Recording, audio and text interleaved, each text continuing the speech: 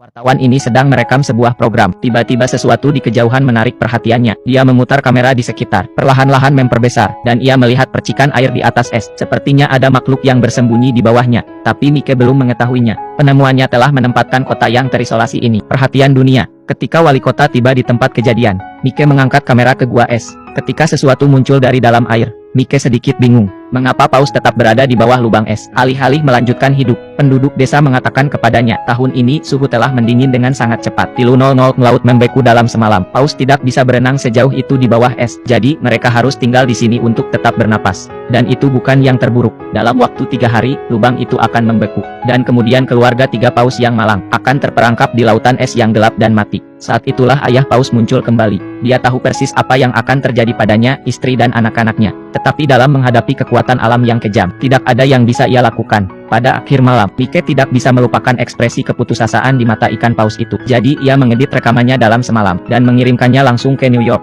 Hari berikutnya, paus itu ada di berita. Kisah ini segera menarik perhatian masyarakat. Tidak lama kemudian, media dikerumuni oleh para jurnalis. Mereka semua ingin menghasilkan uang dari ikan paus. Kamar hotel di kota naik dari genap 0 menjadi 500. Namun, antusiasme mereka tidak surut. Kota perbatasan yang tenang tiba-tiba menjadi hidup. Tetapi sang wali kota tampak sibuk. Paus mungkin telah menjadi berita. Tetapi mereka tidak keluar dari bahaya. Dan tidak semuanya buruk. Penduduk setempat memiliki tradisi membunuh paus. Penduduk desa sudah merencanakan bagian ikan mereka. Wali kota tidak ingin mengambil keuntungan dari ikan. Tetapi penduduk desa harus mencari nafkah. Tidak ada yang bisa dilakukannya. Segera setelah itu, sebuah konferensi pers diadakan di kota. Perwakilan masyarakat adat memperdebatkan kasus mereka. Menekankan bahwa perburuan paus adalah cara hidup mereka. Itu masuk akal dan legal. Ana dari masyarakat hewan tidak mau kalah, bahwa kapal pemecah es sedang dalam perjalanan. Paus-paus itu akan segera dikembalikan ke laut. Mereka berselisih paham. Untuk sementara waktu situasi terhenti. Tiba-tiba, semua orang di ruangan itu menoleh ke belakang. Wali kota berjalan ke pesta peluncuran. Apa yang terjadi selanjutnya? Apa yang terjadi selanjutnya di luar dugaan siapapun. Wali kota meyakinkan para delegasi dalam 5 menit. Mereka sepakat dalam keputusan mereka untuk membantu paus keluar dari perangkapnya. Sekarang Ana bingung.